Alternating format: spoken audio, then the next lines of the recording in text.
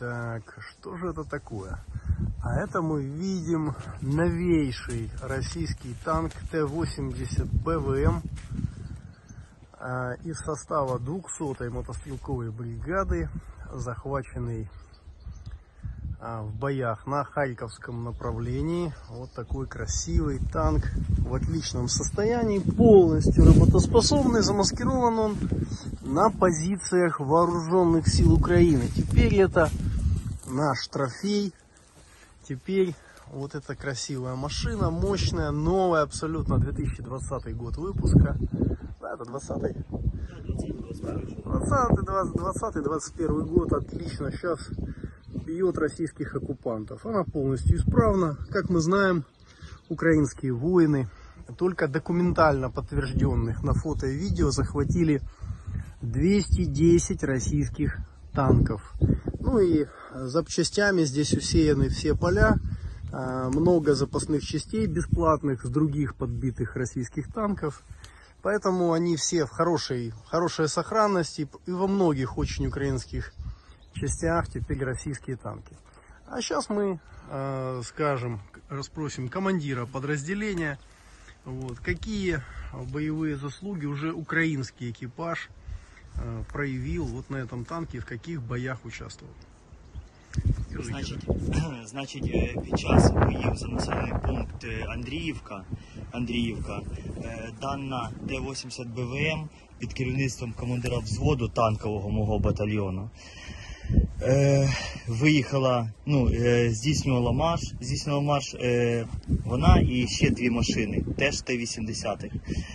Здійснювала марш в сторону населеного пункту Андріївка. Теж трофейні, треба відповідати. Так, всі трофейні, 80-ки, всі трофейні. Так, і даний командир взводу по дорозі прямо на асфальті наткнувся на таку же Т-80 такі противника. І в упор підірвав БК тій 80-ці. Перший замітив за счет тепловізора, там за ветками, якщо це вночі було, да? Глянути, вже ситиніло, там стоїть оцей їхній комплекс кацапський. Тепловізор ЕСА, тепловізійний приціл ЕСА танка Т-80 БВМ. Сосна-У, да. Вже Сосна-У там стоїть? Сосна-У стоїть, так. Бо вони казали, що вони ЕСА ставлять, а тут Сосна-У все ж таки. Сосна-У стоїть, так. Вибачаємось, так. І вони її замітили першими, я так розумію, хоча він їх піджидав, і вони йому здетонували БК, все. На місці згорівшого вже танка були знайдені документи. В танку знаходився цілий командир роти, 5-ї танкової роти, оцеї військової частини, яка тут працює проти нас на цьому напрямку. Так що на цій БВМ-ці вже можна наносити відзнаку, що знищила. І підказують також на цьому ж напрямку, оцей населеного пункту Андріївка, також даний командир взводу зі своїм екіпажем знищив, також вночі знищив БТР противника. Зірвав його з одного пострілу, ложить копійка в копійку. Також, що предполагає мій командир взвода, ми взяли оці резинки, вони на більш старих модифікаціях вони стоять. Екрани, ви маєте на увазі, гумові екрани на башті. На оцих БВМ-ках, на них немає оцих резинок, оцих гумових щитків.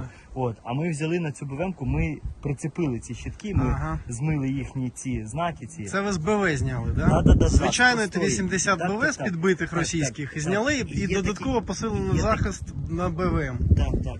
І є такий варіант, що коли той кацап стояв, піджидав їх і вони виїхали, то можливо навіть, що він їх прийняв, що це його машина, що обійшла його і просто вже верталася, заблудилася. Чудово. Тому що він стояв на позиції, вони вийшли йому в лоб і вони його перші. Тобто ви тут ще й тренуєте російську армію, що якщо ти бачиш танк, навіть свій, то треба стріляти і не роздумувати. Правильно, всі російські танкісти, в принципі, закінчать тут в Україні однаково. Всі будуть знищені, вся техніка справна буде на озброєнні Збройних сил України. Зараз ми ще коротко знімемо, що там всередині у танка. Подивимось, як він облаштований. Гарний танк, в чудовому стані. Бачите, як ми чуємо, не один. А працюють вже цілі підрозділи трофейних російських танків. Вся техніка справна, російські танкісти класному стані залишають українським воїнам техніку. Те, що підбито, ремонтується. Так що можна сказати, що російська армія на цей момент основний постачальник важкої бронетехніки. Але ми сподіваємося, що союзники наші по НАТО подивляться і все ж таки будуть постачати нам танків сучасних, ще більш сучасних, більше ніж Путін. Ну ось так, слава Україні! І ми бачимо, що Харківщина – це Україна і завжди буде Україною. Всі російські окупанти будуть знищені.